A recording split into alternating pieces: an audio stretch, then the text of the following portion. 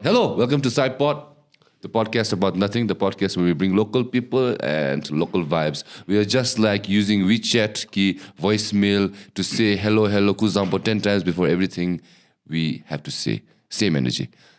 Today, we're joined again with Norla. And Norla and me are twinning. We look like two very imposing towers for our guests.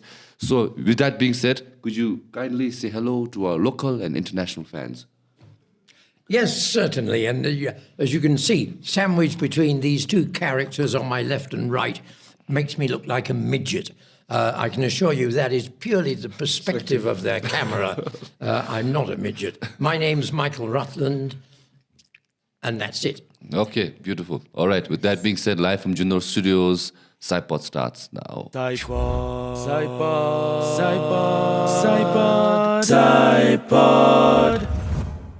Okay, before we start, you must be wondering, why do I look like I'm about to read English news at 9 p.m? Well, that's beside the point. I have a question for you instead. Are you abroad? Have you studied abroad, back to Bhutan and wanting to go abroad again? Have you been in Bhutan your whole life and now considering to study abroad? Do you live alone? Do you have an open mind? If all these questions are going through your head, then this episode is sponsored by Global Reach, which might be able to answer them. Global Reach is Bhutan's first and oldest education consultancy firm. Yes, they've been doing it since 2004. The year probably most of you were not even born. You were probably in your past life as a goat grazing the fields of Laya. Speaking of goat, Global Reach is the goat of sending Bhutanese kids to study abroad. Global Reach has certified counselors which will help you with the entire process, which means they are not just about putting you in an airplane and the see ya method. They'll help you with more things such as bank account setup, health insurance, and also included the air ticketing. And with connections with over 40 universities in Australia, your education opportunities are endless. And not only in Australia, they'll also help you connect with places in New Zealand, Canada, and even the US, America. So if you have dreams of studying abroad, just like the Honda guy dreams of picking up a foreigner, then Global Reach just might be your best wingman. Yes.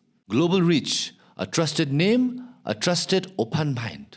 Now, back to the episode.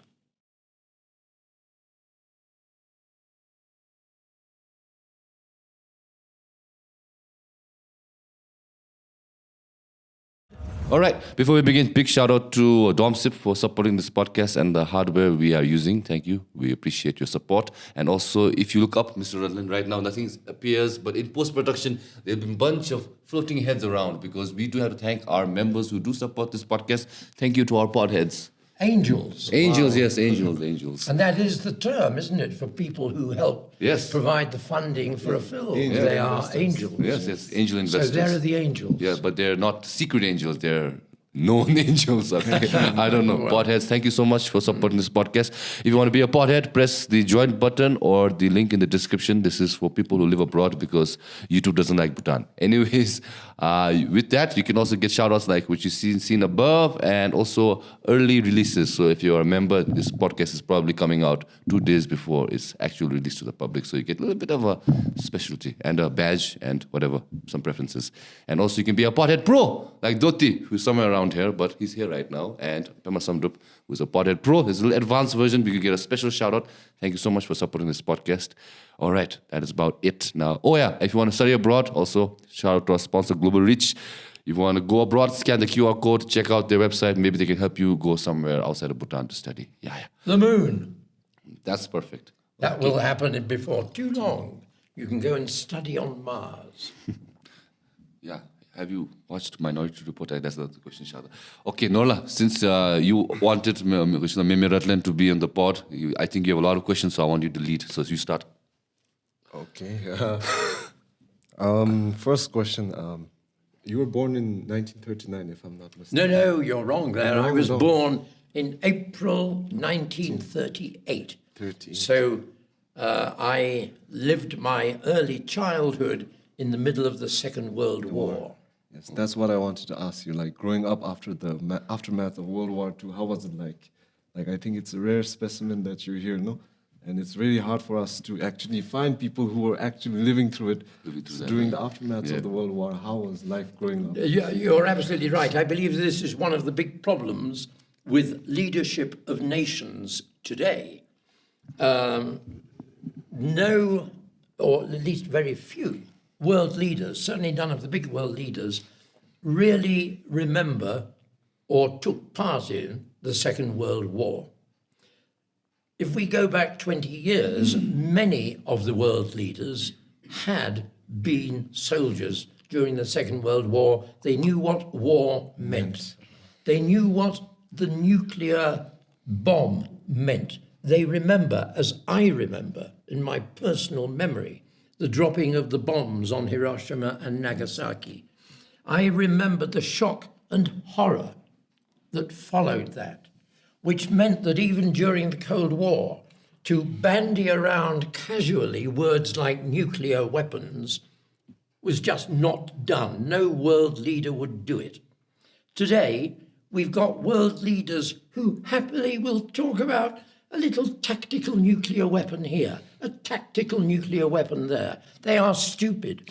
And one of the reasons they are so stupid is because none of the major world leaders has ever had to fight in a war. And so they lack the understanding of knowledge of what war means. So yes, I was born before the war.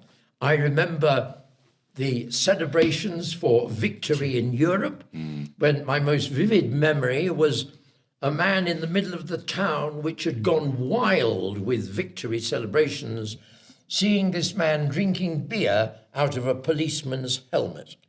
And it was rather a shock because I think I was 7 and I'd been brought up to respect the police. So to see somebody drinking beer out of a policeman's helmet was a bit of a shock. But the euphoria and the excitement at the victory time was absolutely unforgettable. So unforgettable. you were in London during the time? No. We started off in London and then we moved to a town in the north of England to escape the bombs in London. And so I didn't have any frightening experiences during the war. The memorable experience, we lived in a town by the seaside up in the north of England, and very rarely did German planes come over. One day I must have been aged about 5 or 4 or 5. I was playing in the garden and an enormous great plane came overhead very, very low. And I was looking up at this great big giant. It was so impressive with 4 engines all whirring away. And it was so low, the pilot opened the cockpit and looked out, and I can see now his face. He had a leather flying helmet on, and he looked down and he put his hand out and he waved at me like that. And I sat there looking and waving back. And then his face disappeared, and then he reappeared, and in his hand he had a whole lot of silver foil, and he dropped it out of the plane and it fluttered down. It's a thing called window, which are thin strips of aluminium foil, a quarter of a wavelength long, and they were designed to confuse radar. And this all came sprinkling down silver, and I ran around picking it all up. And it was obvious he dropped it for me to play with. And I was picking it up, the plane was going on. My grandmother came rushing out screaming, picked me up, carried me inside, and I couldn't understand what the fuss was about because I didn't realize that plane was a German bomber. And so that is one of the most memorable experiences of the war. And of course, the other thing anybody who lived as a child through the war will remember are the air raid sirens. The siren, wah, and if the German bombers were coming, the warning was, wah, like that. And that was warning, and you ran down to your air raid shelter in the garden. And then when they'd all gone, the all clear was, wah, steady note like that. And if I hear that sound today, I still PTSD. have an urge to rush down to the shelter. To the bunker. To the bunker, but of course it doesn't exist. So I was very fortunate that I was young enough not to understand what the war meant. And somebody one generation older than me would be there fighting in Europe against the Germans and the Japanese in Asia. And of course, Bhutan very nearly became subjugated to Japan. This is forgotten. There was an Indian politician called Bose who was secretly a general in the Japan army. And he had come to understand an understanding with the Japanese that if the Japanese won the war, they would grant independence to India. And had that happened, instead of talking to you in English, you would be talking to me in Japanese. So desu ne. And it was very, very close thing. As you know, the Japan army came down the Malaya Peninsula and the British in Singapore had to surrender to them. So even though very few people in Bhutan knew that the Second World War was happening, very few people knew it was happening, the implications of Japan winning would have been profound for Bhutan and would have totally altered Bhutan's history. Actually, that's a good question. What is a big what if? Like we know how... Right. It's called the problem, if you want long words, Sai, it's called the problem of the counterfactual conditional. Wow. And it is a wonderful cocktail of jargon of illogical thinking. It's summarized, one great philosopher summarized it in the view, if I were Julius Caesar, I would be alive now. Oh, okay.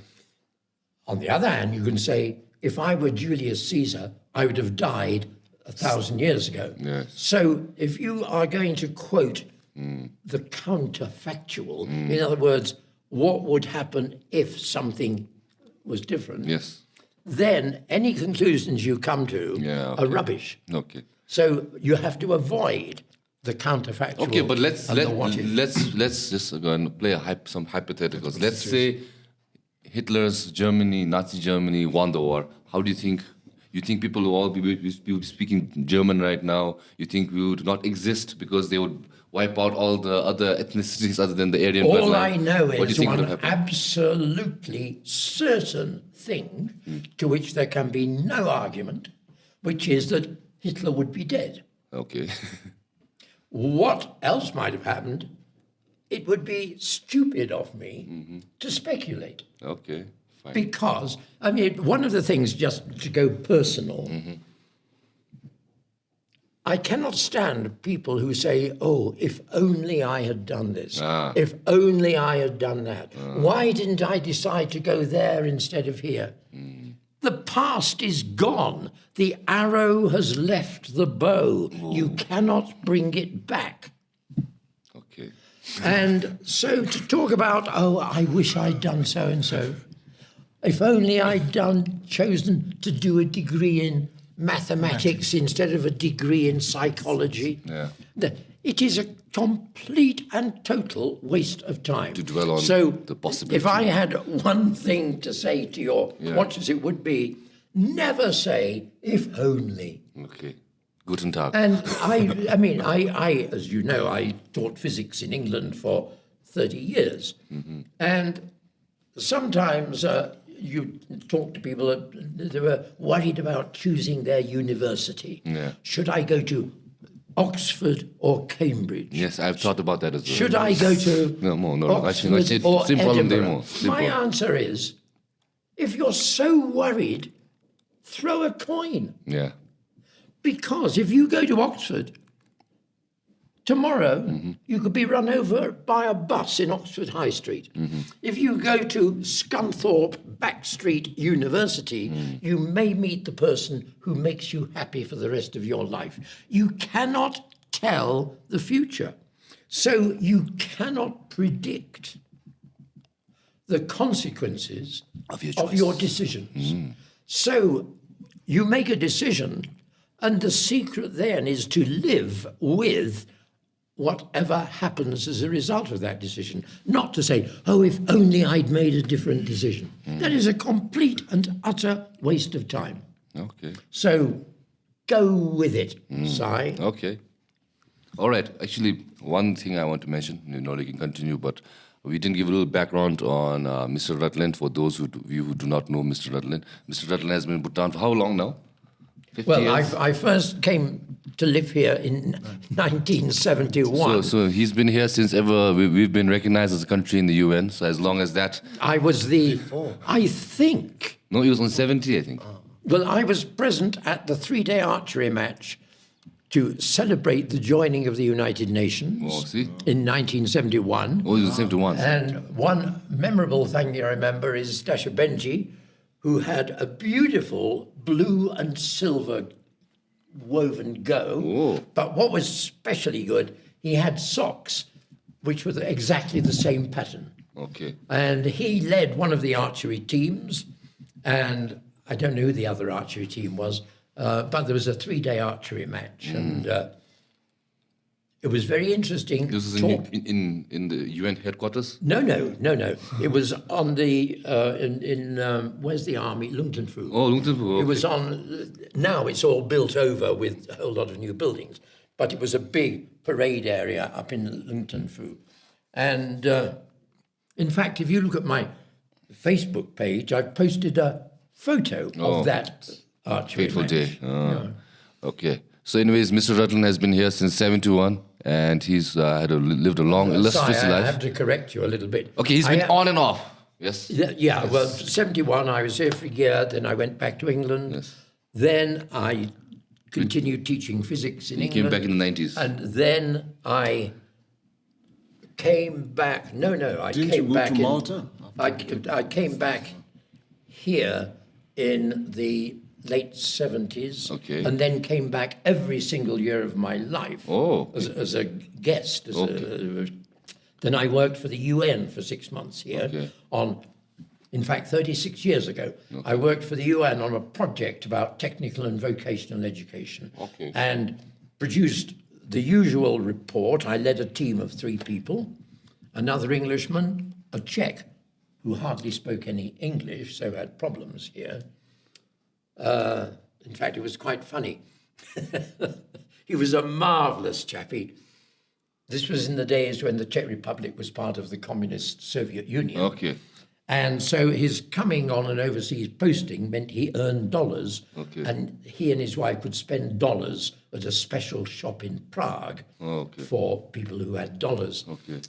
He was absolutely splendid chap. He's died a long time ago, so I can tell the story of him, but his English was minimal, and he was also quite deaf. Okay, so... And when we arrived and had our arrival interview with the then minister, there was a little problem because, you know, in Bhutan, everybody speaks with a very quiet voice. And so the minister said to my Czech friend, so are you comfortable here in Bhutan? Well, the Czech friend had 2 English words, yes and no. Oh, okay. And he used them alternatively. You know, one was yes, then the next question was no. And so when the minister said, are you comfortable? He said, oh, no. Minister looked at me, oh dear, is there anything we can do to help? Yes. And it was beginning to get a little embarrassing. And so I had very quietly to whisper to the minister that the Czech gentleman, he didn't really speak much English, and also he was rather deaf. But it could have descended into a hilarious situation with the yes-no alternatives. And he didn't really know where he was. When we saw the little Dornier plane that we were to be flown up to from Calcutta, he could not believe that this was the plane that was going to take us to Bhutan. And shock. however, so I worked for 6 months for the UN, produced a report called Strengthening Technical and Vocational Education.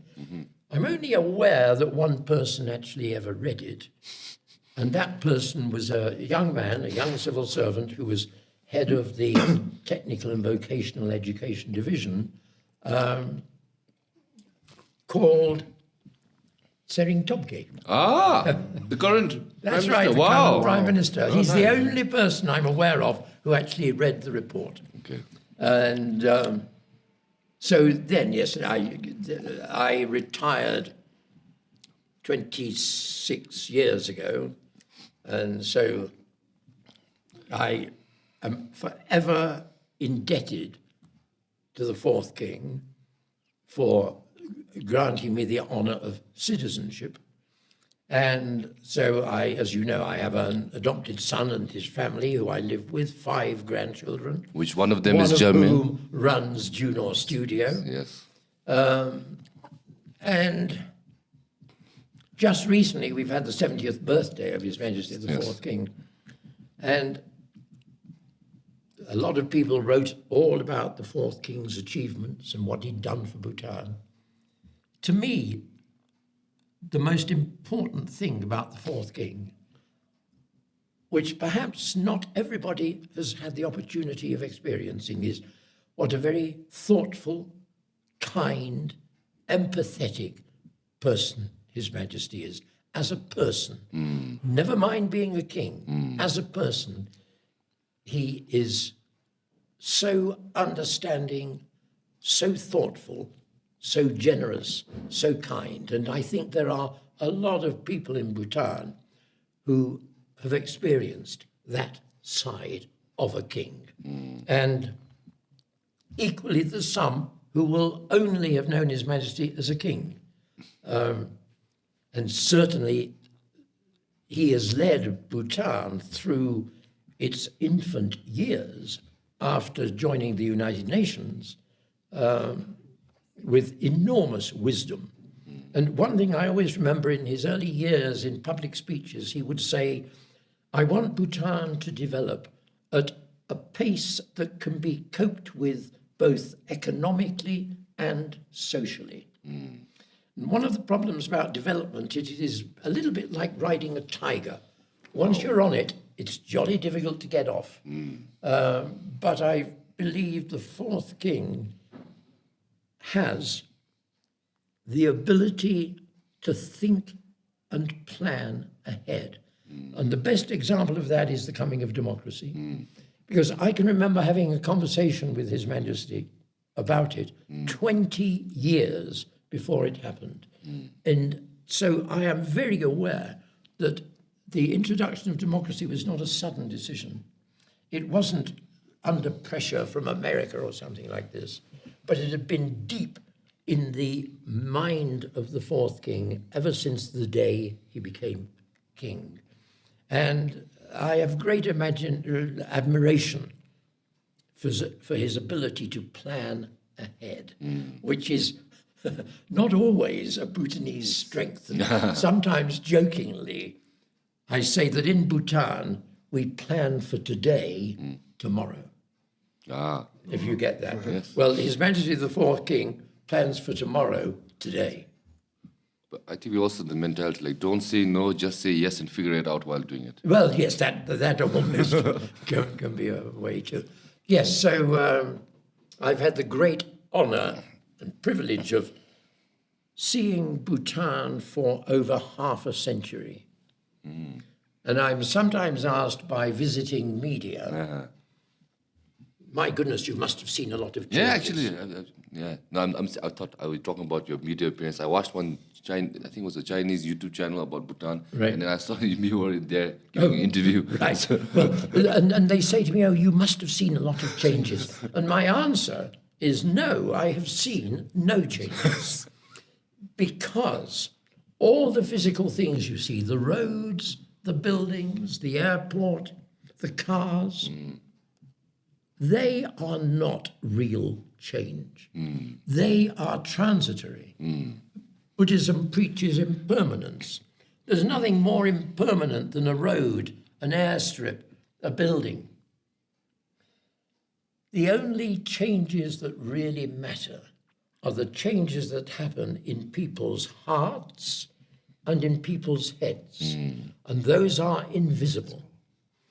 And I regret that academics, because it is so difficult, because these changes are invisible, academics often don't seem to pay enough attention to how have the hearts and minds of Bhutanese changed over the last 50 years. have they changed at all? If you look at a modern block of apartments just outside your studio here, imagine a family who've just moved in there a week ago from Merrick Secton. Now they're living in a luxury apartment. Have their hearts and minds really changed? I doubt it. But could they change from the urban setting? Eventually. Yes. But to change hearts and minds isn't something that happens overnight just because you built a new building. To change hearts and minds can take generations. One very good example of that is East Germany. When East Germany became part of, when the Berlin Wall fell, the East Germans' mind and heart had changed. Or more to the point, it hadn't really changed. It was still the pre-war, it was still the pre-war Germany. When reunification happened, pre-war Germany met westernized Germany. Okay. And there were big problems. There was a lot of friction between the East Germans and the West Germans. Okay. And so to change the hearts and minds of people, bearing in mind the culture of Bhutan, the hearts and minds of Bhutan, has been there for hundreds and hundreds and hundreds of years. It's not going to change in a few decades. So I think you should ask yourselves, as young Bhutanese, how much actually have you changed? And with, you go to Mojo Park or wherever the current place is, you may think, oh gosh, we've changed, we're modern. Just ask yourselves, are you really? And in order to assess the extent to which you've changed, I think you need to communicate with older generations, your parents, your grandparents, uncles and aunts. Talk to them about what Bhutan was like when they were your age. It was a very different world, materially, but was it a really different world mentally, emotionally? It is true, I think I'm right in saying that for a Bhutanese, two most important things are friends and family. Is that still true? Yes. Yes. How much has it changed? Probably not very much. And the importance of friends and family are, to me, one of the cements that holds the nation together. So I hope that doesn't change. But then, with people going off to Australia, is that going to change it? And I've talked to some of my grandson's friends and your friends. Yes. Somebody says, oh, I'm going to Australia. And I say, why? Oh, answer, because all my friends have gone. FOMO. It's called fear of missing out. Oh, is it? Right. Yeah. Sorry about that.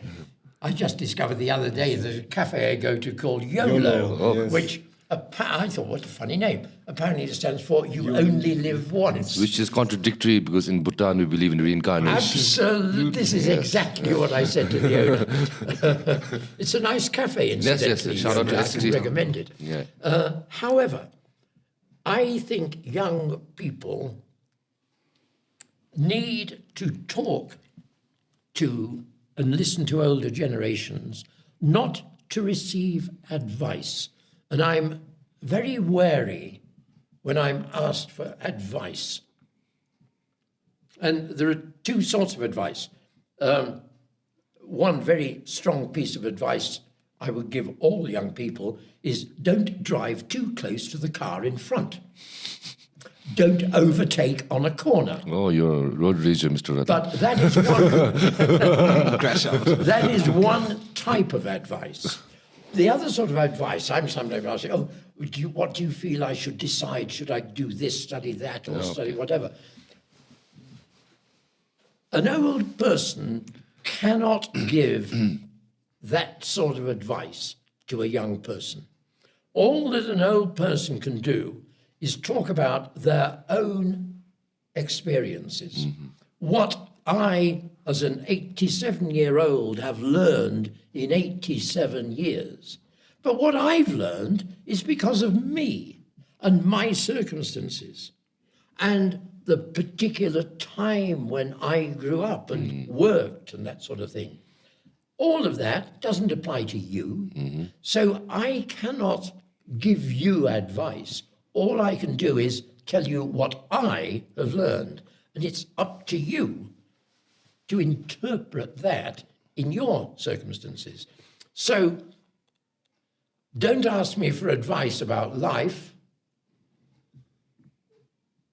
You can ask me what I have learned in my life, but don't for one moment imagine I expect you to act on what I have learned, because it's particular to me.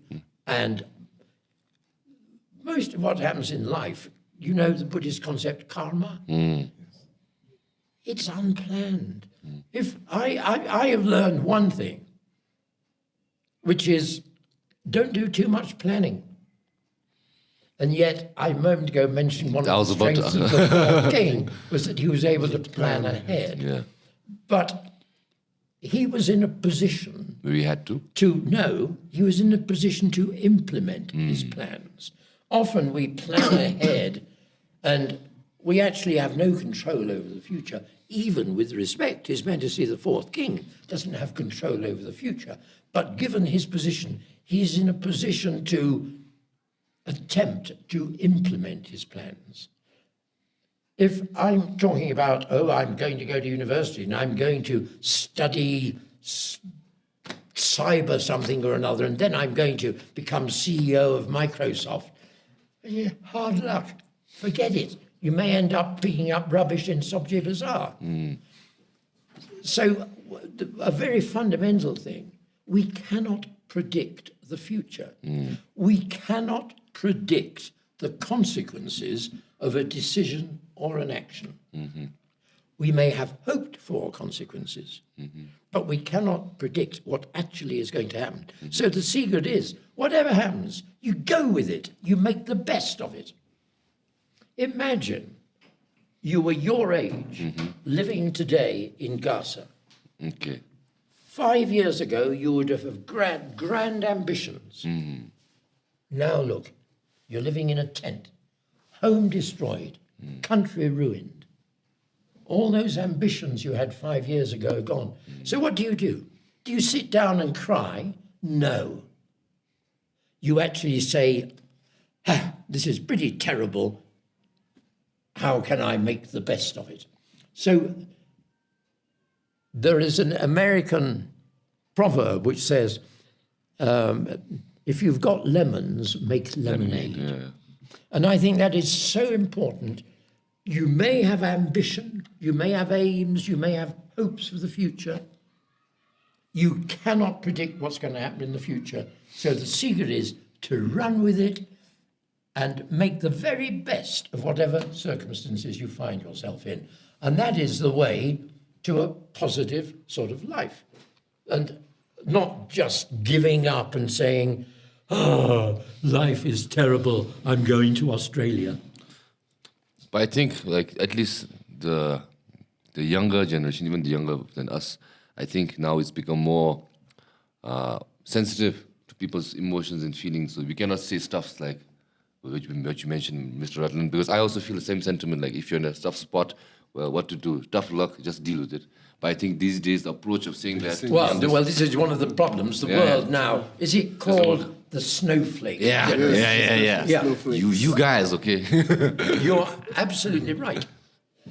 You could say that we have, over the last 30 years, spoiled children by pandering too much, making them too sensitive. Yes. I mean, gosh, you're looking at me now, Si. I'm feeling very intimidated. You're bigger than me, and I'm worried. And now you've got to apologise. Sorry for intimidating which is a you. load of absolute rubbish. The fact is, life is full of ups and downs.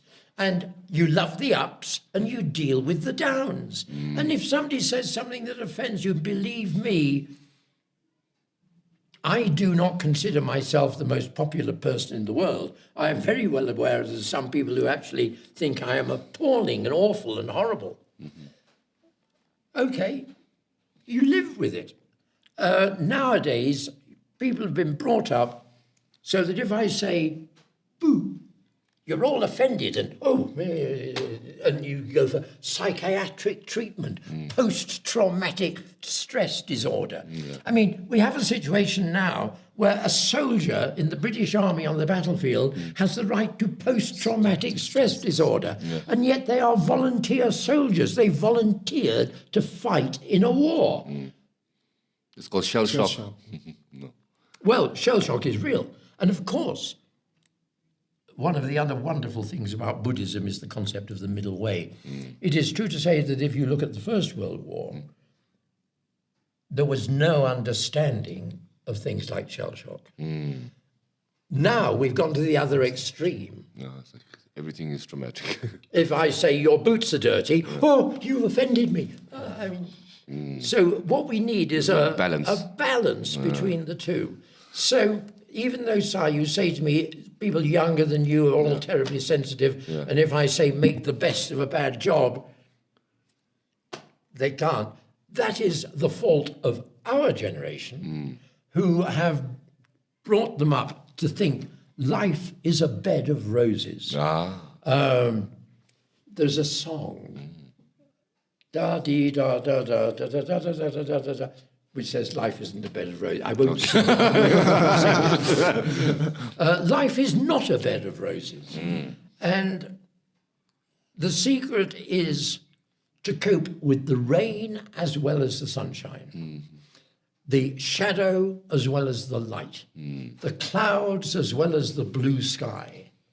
And often, you will know the old proverb, every cloud has a silver lining. And you will know another proverb, when one door closes, another one opens. Well, I think that's all a bit pie, but it is true. Sometimes something happens which is not what you'd planned or hoped for, but you discover that because of that happening, something good has happened. You simply cannot foresee the future. So you have an optimistic view of the future and say, well, that was absolutely terrible. Let's see how I can make the best of it. So if I had one bit of advice for people of your generation... Again, more advice when Rutland said he'd give no advice. That's right. And I'm not saying you have to follow it. Okay. I'm saying it's something I have learned. Okay. Which is, life isn't good and happy and nice all the time. Often unpleasant things happen, but ride over them. Look, perhaps it's an opportunity to do something else. You get fired from your job. That actually can be the stimulus that has made you do something else, which has turned out to be your great success. Had you stayed in that earlier job, you'd never have done it. So always try to make the best of whatever circumstance you're in. Okay. Now, I repeat, if you were your age in Palestine, in Gaza today, it's all very well for me saying, you make the best of the circumstances. Yes, I was going to go to that. And you might say to me, it's all very well, there you are sitting comfortably in Bhutan with a cup of coffee. Here am I living in a tent with nothing. Our home is destroyed. You're absolutely right. You're absolutely right. In a way, I don't really have the right to say, make the best of it. But all I can say is that from my own experience, if you can manage to make the best of things, that's better than just being totally depressed and committing suicide. Fair enough. And often, the things that are good, even in the worst of material circumstances, are to do with relationships. You will see, even in the tragedy and sadness of Gaza, your wife's just had a baby. And there you are with the little baby. And for a moment, you experience happiness. which is why far more than material things, the size of the motor car you've got, the size of the house you've got, how rich you are, how much money you have in the bank, etc., they are nothing compared to the importance of relationships, which is why I go back to the point. I believe one of the great strengths of Bhutan is in the importance given to friends and family, because it is relationships that at the end of the day make you happy. Wow. I always remember Lunchtime. I always remember a student of mine who, for his 18th birthday, was given an MG sports car by his parents. Wow. And he took it out the next morning for a run and died. Whoa. Okay. Crashed. That was a dark turn I didn't see coming. That's right. Okay. And so I know people go off to Australia to earn more money, but just think for a moment of the relationships you're losing. My grandson's girlfriend came back from Australia, and she's very happy to be back. And so is my grandson, happy that she is back. And one evening, just for fun, I wrote 3 poems.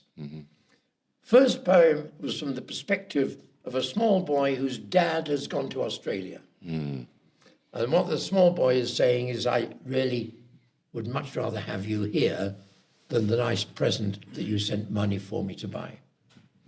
The second is from the point of view of dad in Australia, missing his son and family and friends.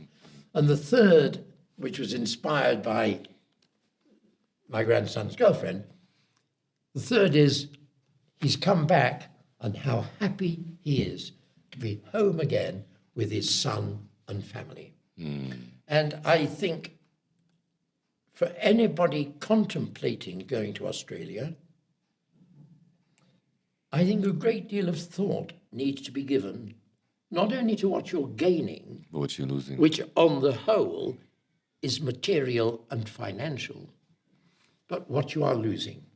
And I thought it was so well exemplified in the film in which your friend Sheriff, Lunana Yak in the classroom, because the closing scene of that, I think, is the most important scene in the whole film, where Sherub, but that wasn't his name. What was his name? I forgot. But Whatever. Anyway, the Sherub. teacher, we'll call him Sherub. Okay. He had played his guitar in Lunana, and the whole village and all the school kids had loved it, and the young girl had loved listening to him playing his song, and they sat there attentively listening. And then in the closing scene, he's playing his guitar in a bar in Australia. And everybody's talking away, nobody's giving a blind bit of notice to him singing. And suddenly he stops, and he has a throwback to Lyre. And then the bar owner says, "Hey, what have you stopped for? I'm paying you." And that summarizes it. In Lunana, his song, his singing, his guitar, his music meant something to the people around him. In Australia, they couldn't give... 2 shits about it. Well, you used the word, I didn't. So I think that is something that people contemplating going to Australia need to think about. And I've lived in quite a number of countries. Sometimes I get visiting Shillips who say, "So do you enjoy living in Bhutan?" And my answer is, what a silly question that is. If I didn't enjoy it, I wouldn't be here. Yeah, I'm very privileged to live here, to be able to live here, but I don't have to live here. And so I choose to live here, partly because I have a family and friends, but also Bhutan is a wonderful country to live in. All you have to do is watch the BBC News, and you realize what a very peaceful atmosphere we live in here. Now, look at how much a cup of coffee costs in London or Tokyo. Look how much a cup of coffee costs here. Okay, if you want to go to the 5-star hotel, it'll cost the same. But you don't have to go to a 5-star hotel. And think a little bit about all the benefits of living in a stable, well-governed country. Don't imagine that there are countries where the government is perfect and nothing goes wrong. That doesn't exist. All I can tell you is far fewer things go wrong here than in many, many other countries. And yes, I know all the complaints about bureaucracy, corruption and all this sort of thing and favoritism. Believe me, and I know from my experience, it is much less corruption here than in 90% of other countries. There is a bit. It's part of human nature, but it is much less than in many other countries. And if you look, for example, at England, the United Kingdom, there's government corruption there. During COVID, friends of the Prime Minister made tens of millions of pounds through corrupt contracts for protective clothing. And the awful thing is, the protective clothing they supplied was not fit for purpose and was destroyed.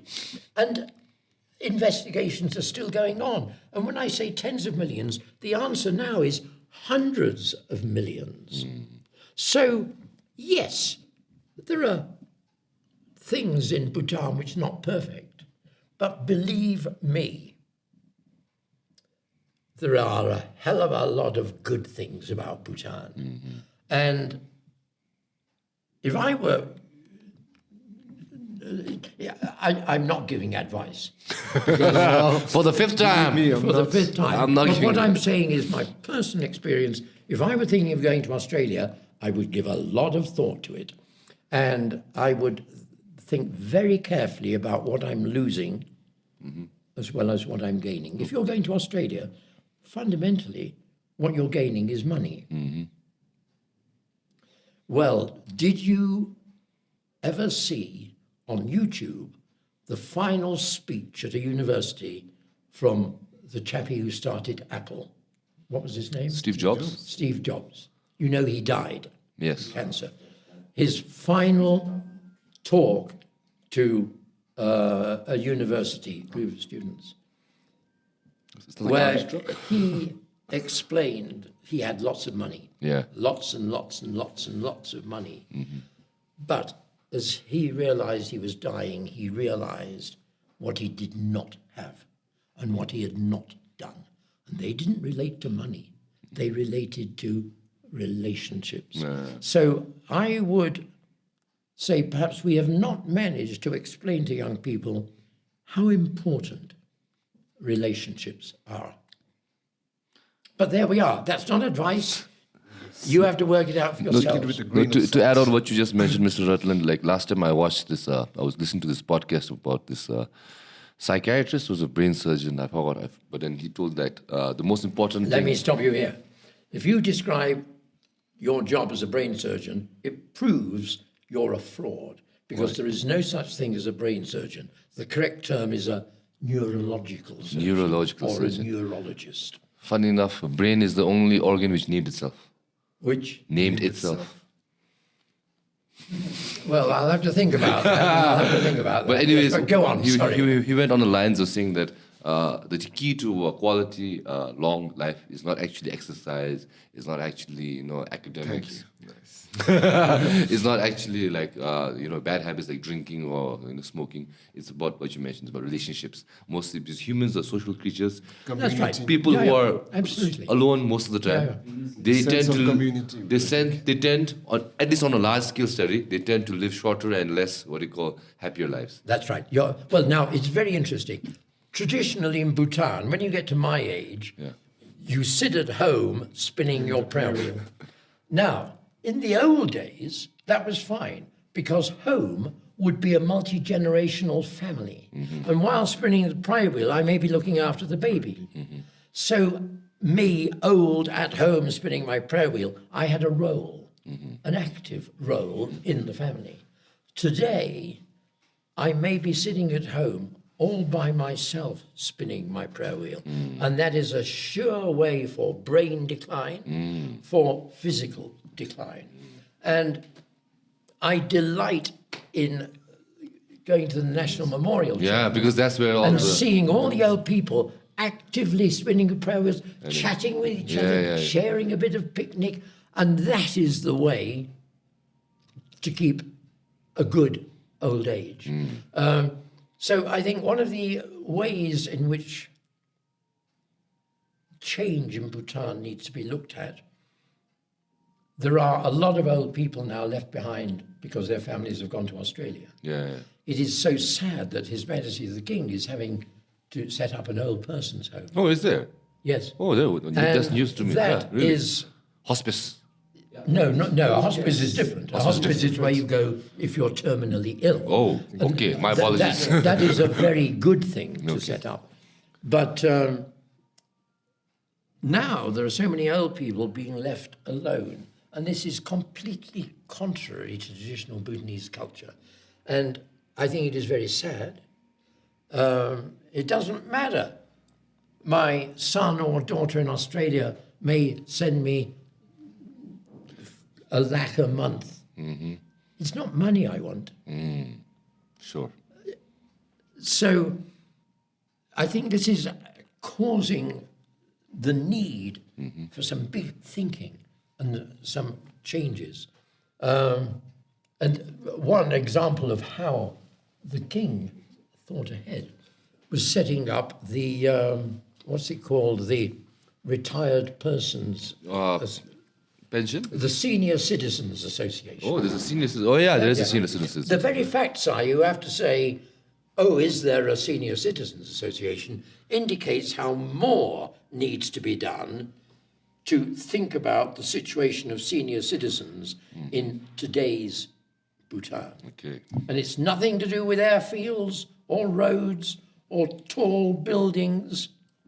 It's to do with relationships. But there should be, I think, in more places like the memorial shortened for at least for senior citizens to Yes, at least. absolutely. Because I feel like, I could be wrong, but I feel like once you reach a certain age, then you cannot do the things you could before, and then you want to find a sense of community of like-minded and same age people. Yeah. But most of them are probably, passing Well, away that's every right. day. And so, I mean, I think there is physical and there is mental. To maintain physical, you take a bit of exercise. To maintain mental, you take mental exercise. Now, if I were to talk to another 87-year-old, the mental exercise might be a bit limited, which is why I find talking to you and your generation and young people More stimulating. much more stimulating because I'm fed new ideas. I mean, now I know about ChatGPT, and I've just learned about some other little app yesterday from somebody younger than you. So I think it is quite important for old people to maintain contact with young people.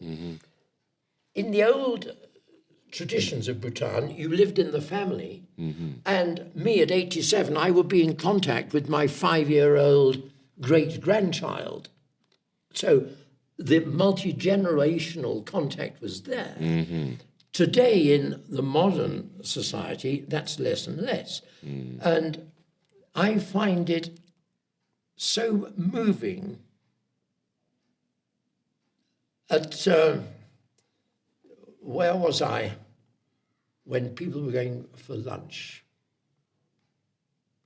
during the prayer meetings down in Chiang. There was a young chap, bit younger than you, helping his grandmother. And there was such clear warmth and affection there. You rarely would see that in England. Oh, really? Yes, you would be slightly ashamed of being seen helping your old grandmother. Oh, really? Yes, Oh, yes. I don't know. And equally, you see That sounds kind a of- 16-year-old walking to school with holding the hand of their 8-year-old little sister going to school. You wouldn't see that in England. Gosh, an 18-year-old. So there is much more intergenerational contact here. And personally, I find it very, very mentally good to have young friends who put new ideas. If I had stayed at home spinning my prayer wheel, I wouldn't have a clue what ChatGPT was. So I think the intergenerationality of Bhutan is one of its wonderful advantages. And that can benefit the younger as well as the older, provided the older doesn't try to give advice to the younger. Okay. I think if I'm fortunate to live as long as you've lived, Mr. Rutland, I think I'll be playing a lot of video games. Then that'll keep me all stimulated, I think. Well, I probably will, yes. You can join the Discord I'm glad to chats. say I have never played a video game in my life. Wow. But Do you want to try one right now? That the G&H cross-national harmony story, that was interesting. Which one? There's a story. Cross-national Oh, yes. harmony story. Oh yeah, maybe Mr. Rutland mentioned this before. No, it's like don't worry about that. We'll keep it in. Yeah. So you want me to give a view on gross national happiness? Harmony, you mean? No. But listen, Mr. Rutland has a different take on it. I have also heard this take, but let's hear it. I think one of the very imaginative and looking ahead things that the Fourth King did was spontaneously, top of the head, with no planning, to come out with this phrase, gross national happiness. And you'll be aware that we have the phrase gross national happiness because His Majesty was asked by an Indian journalist about gross national product. His Majesty hadn't thought about this or formulated that phrase in advance. And so in reply to the journalist, His Majesty took the journalist's phrase gross national, but said happiness rather than product. And I think that what was in His Majesty's mind went way beyond the English word happiness. What was in his mind was something much bigger. And if you think about it, happiness is in a way not a very meaningful word because it can have so many different meanings. And then if you talk about national happiness, that's a very odd sort of thing. I mean, what does national happiness mean? And then we have a questionnaire with 200 odd questions to measure gross national happiness. Well, as a very famous scientist called Albert Einstein once said, sometimes what is important cannot be measured, and sometimes what can be measured is not important. So I personally would be of the view that you cannot really measure in numbers gross national happiness. But also, I personally prefer the H to stand for harmony, because I believe harmony is one of the defining characteristics of the Bhutan I've known for half a century. So I talk about gross national harmony, and I talk about it quite openly, and this is not to do down gross national happiness, it is to expand on the idea and make it actually more meaningful and more real.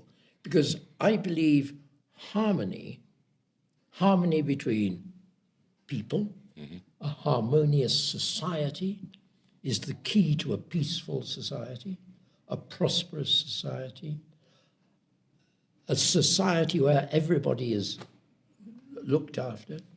Harmony is essential. Harmony between people and nature, which Bhutan again is famous for in terms of its preservation of the natural environment. So I like the term gross national harmony. And I know if civil servants are talking and somebody says gross national harmony, they say, oh, you've been talking to that chilip, you know.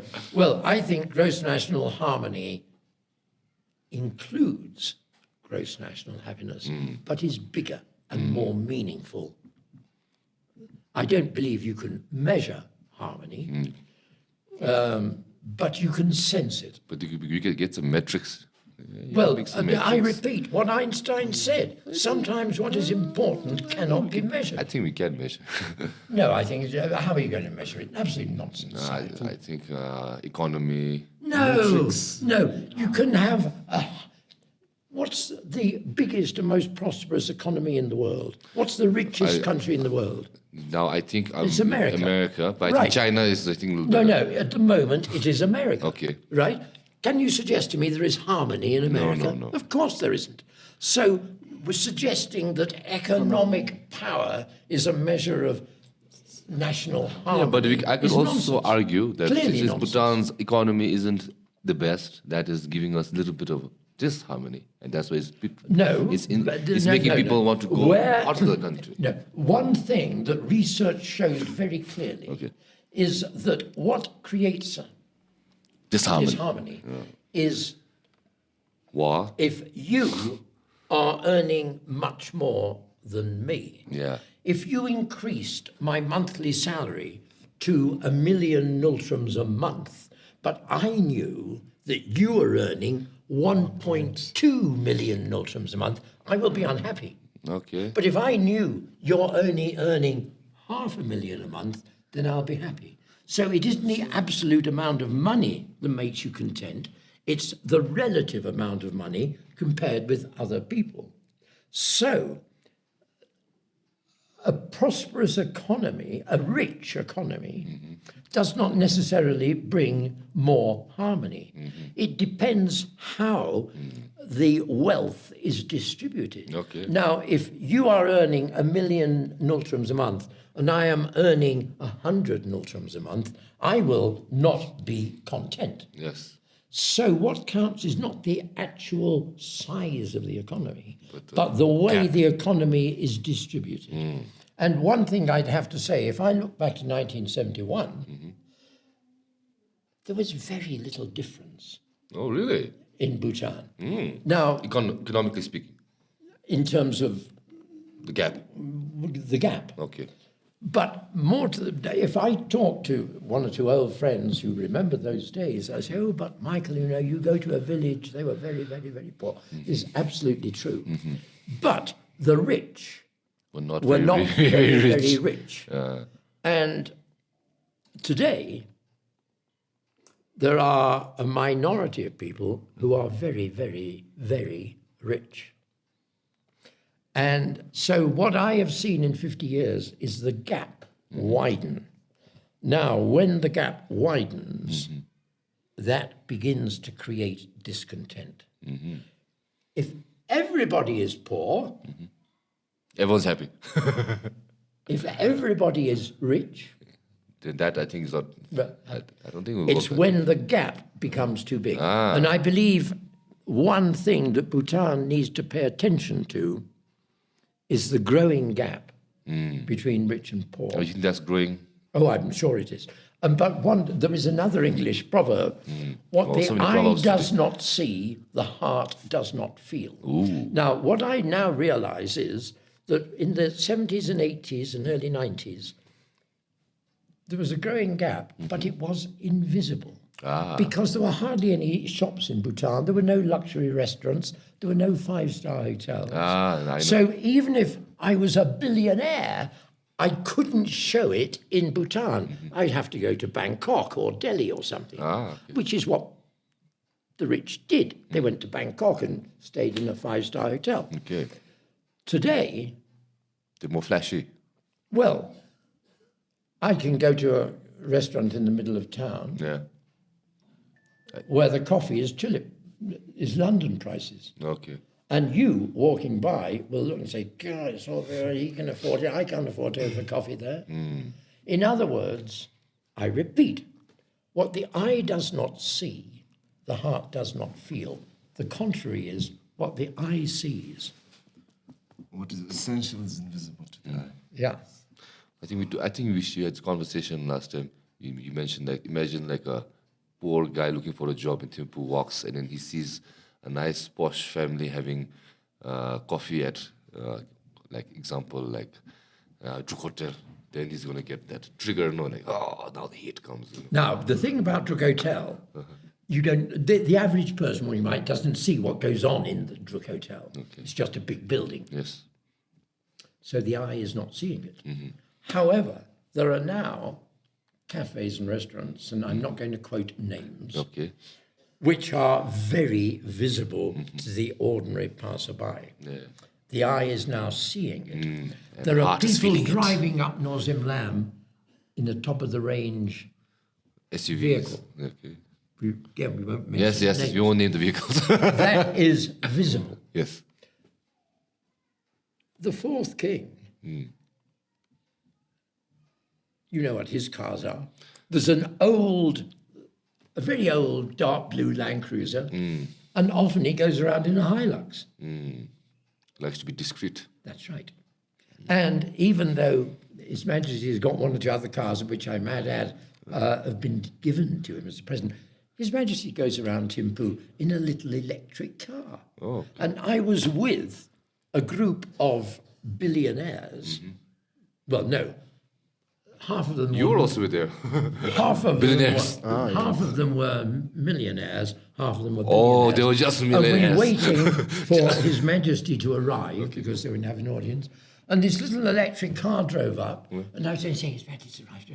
And they were totally ignoring it because they were expecting a Like a great grand big- entrance. Yes, that's right. So I believe our fourth and fifth kings give examples to the people. But if I may add, I think I learned this from my father, he said, and also from little documentaries I watched about like Russians and Koreans, is the difference between old money and new money. Old money, they're taught to be discreet and be subtle. And then the new money people, since they've never had it, now they want to be This more. is absolutely Peacock. this is absolutely in England. Oh, This distinction between old money and new money is a very, very important thing. If you have old money, nobody will guess from your car that you had anything. Yes. You have a beaten up old Range Rover or Land Rover or Yes, something yes, like yes. this. The very last thing you have is a Porsche or anything Yes, like yes, this. yes. New money needs to show yeah. that they're rich. Old money doesn't need to show it. And I can remember a friend, a very old friend of Bhutan, a very old friend of mine, who is very, very old money. And a group of Bhutanese visiting, and one of them commented that his jacket had a hole in the sleeve. And I said, yes, the jacket belonged to his grandfather. But it was a very good quality jacket. And so you're absolutely right. Old money doesn't need to show it. Yeah. So New money does. So all for everyone who's watching in Bhutan, if you see now, just use this information to try to judge like everybody you know in your life. If someone's being really flashy, they're not as rich as you think. Yeah, it's Well, true. they may It's be true. as rich as you think, but shall we say they're not as intelligent as you think. Okay, not my words. But that's why at least I've noticed that. Oh, if you're really flashy, but then the ones who are really, really mega, they know how to shut up and just lay back. You know, and that's one Well, thing. I think the fourth king is the absolute model. Yes. If you pass a Hilux, Yeah. which has got a BG number plate, and you say, oh, there's a king in there. Yeah. He doesn't go around in a great big, look at me car. Nor does the fifth king. As I say, this little electric car. Yeah. But all these millionaires and billionaires were really surprised. Hey, look, this king. No grand. If you look at the presidential motorcade of Donald Trump, 30 cars. But I think that's because they're a very capitalistic, consumeristic country, and then they have to. I think success is measured in at least in their That's context. right. Success is measured in money, Yeah.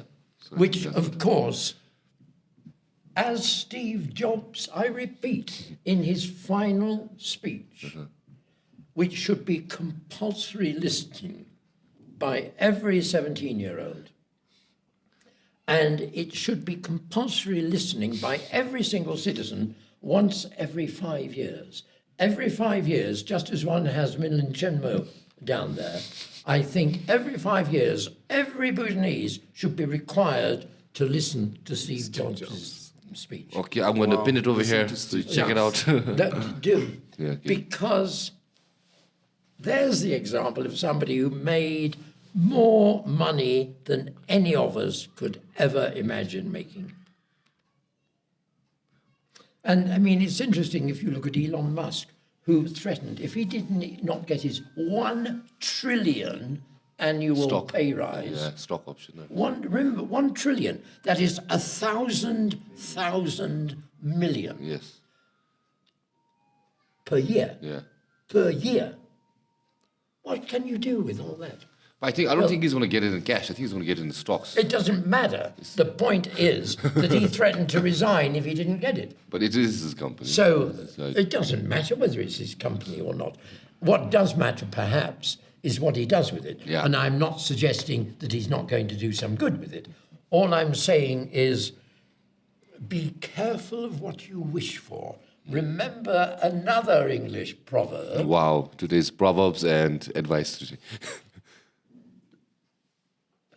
Who the gods wish to punish, they grant their wishes. Ooh, that's Be interesting. careful of what you wish for. You just might get it. That's right.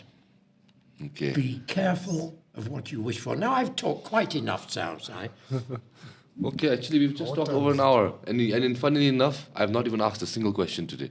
Not even one question. I asked, man. You asked one. I I didn't manage to. Okay, I'll ask this one. Then maybe you can decide if you want to continue or elaborate further. But Would you like me to refill your coffee? would you like to? No, that's fine. Okay. So what I want to ask is, Oh, I'm late for Late? my next appointment. okay, Yes, what time is your next appointment? 10 minutes ago. Okay, so Yes, last you're question one is and this is going to be a long one, but Can I just- do a phone call just to reassure Okay, you?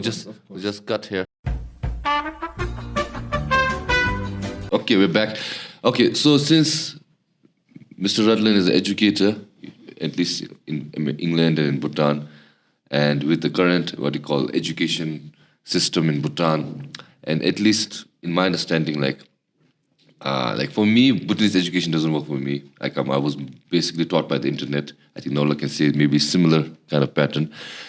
These days, there's a new wave from the Gen Zs. They're choosing to opt to go for vocational studies, like to be a plumber or an electrician or a mechanic, rather than getting a degree because it pays better, the blue-collar job. Or maybe like go to Australia to get a master's degree anyways. So some people are for the university kind of experience because it might build relationships and skills rather than the academics. Right. But what is your opinion right now, at Yeah. least for someone Well, maybe I would watching this say, Si, after class 12, what do you think is an If you're optimal way to get Yeah. it? If you're talking about the new generation opting for skills, Yeah. I'd say they're a great deal more intelligent than you. Okay. This is easy to say, and I wish there were more time to elaborate on it because it might come over the wrong way.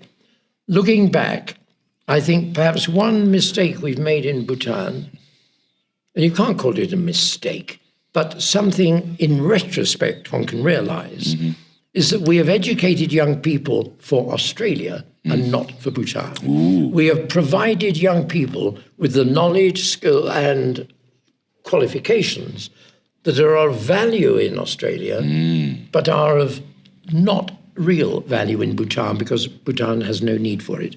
I think we have gone far too much down the road of encouraging academic education, of encouraging academic qualifications. Bhutan does not need thousands of people with master's degrees. What it wants are people with the skills that Bhutan needs. And I would say that one person who realized this over 30 years ago was the fourth king, who tried to introduce a new education system, which under the leadership of late Dashanada Rinchen, who was the director of education, and people like Lipin Pemala and people like Father Mackey, the fourth king tried to introduce, and this is not generally known, tried to introduce a new curriculum which put far more emphasis on skills and agriculture than on academics. Unfortunately, for a variety of reasons, it was never implemented. Oh, interesting. But I believe had it been implemented, we would not have the unemployment problem among young that we have today. I don't believe we would have had the emigration to Australia. But remember I said earlier in your podcast, I hate people who say, if only. So I am not saying if only we had introduced that. The fact is it was not introduced. But all I'm saying is that the fourth king did have the far-sightedness to see that perhaps we were paying too much attention to external influences on our education system. So if you wanted to know the one immediate change I would make today to the education system in Bhutan, and this will not please everybody, I'll have to watch out for assassination, but the first thing I would do would be to remove education from politics. I would abolish the Ministry of Education. I would set up a National Education Council that had nothing to do with politics or political parties or elections. I would appoint a head of it for a period of 12 years with a review every 3 years, who would be well rewarded for success and thrown out for failure. And I believe politicization of the education system has been a big problem. We have had 4 governments. How many ministers of education have we had? I don't know. 6. Okay, so more And than each 4. one stops doing what the previous one did and brings in new ideas. Education needs continuity. If you make a change to education policy, you cannot foretell whether it's a success for at least a generation. It's not like just building a new road to see whether it works. So the first thing I do is remove education from politics. Okay, that's interesting. And that's as far as I'm going to go. Right. Let's say one of your grandchildren has finished high school, and then I was kind of considering what kind of possibilities were the academic route, the vocational route, no college, just work. Right. What would you? First of all, what would you recommend, not advise? Yeah, recommend. First of all, you've given a black and white picture, academic or vocational. Okay. You can have both. Yes. Okay. So we You can can learn about one history hybrid. and geography and art and music, whilst at the same time being a bricklayer. Okay. And the one problem is one of the This or big that. mistakes we make is Okay. talking about become a farmer as a career. You don't want to be a farmer as a career, but you would be prepared to spend 2 or 3 years doing a bit of farming for fun. Yeah. So I say, don't say become a farmer as a career. I say farming is fun. Do it for 2 or 3 years for fun. So it is wrong to make a black and white distinction between vocational and academic. You can have somebody with a PhD who is a bricklayer. You can have a prime minister who is a bricklayer, who is a very good example of that. I have no idea. Winston Churchill. He was a bricklayer? Yes. Oh, but just He delighted in building with bricks. And he was a very accomplished bricklayer. Okay. So we make a mistake in making blacks and whites, just as you have said. Which would you recommend, vocational or academic? I'd recommend both. And certainly I'd recommend looking for something which provides job satisfaction. So one of my grandchildren is thinking of becoming a nurse. Now, if you become a nurse, the potential of that is wonderful. First of all, you become a specialist nurse in geriatrics or pediatrics or neurology or whatever. So if you become a nurse, you begin at the bottom, but you can expand in a whole lot of different directions. And you can become a PhD in a speciality of nursing. So it isn't, I recommend a skill nursing. as opposed to going to do a master's degree. You can do both. So stop creating black and white divisions between all these jobs and careers. Encourage somebody. His Majesty talks about a diamond strategy for the development of GMC. Now, I talk about a diamond strategy when it comes to looking for jobs. You look for a job which isn't just doing that. It's doing a whole range of things. You can be a farmer. You don't spend 24 hours a day milking the cows. You can be a farmer and you can also be a web designer. Yeah, okay, yeah, fair enough. So look at a diamond strategy, if I may borrow His Majesty's phrase. Look for a diamond strategy when it comes to work. Not just doing one thing, a variety. Okay, all right. We've taken too much. Cheerio. Cheerio. I have to go. Okay, no death row question then, okay. But maybe we can ask that last one, okay. Simple question, simple. Hurry up, Mr. It's a quick question. Okay, imagine today is your last day on earth and tomorrow you will demise. What is the final meal you'll have? What would it be? Well, You can be a range of... I probably wouldn't. Do you mean if I'm going to be executed? Okay, let's say execution.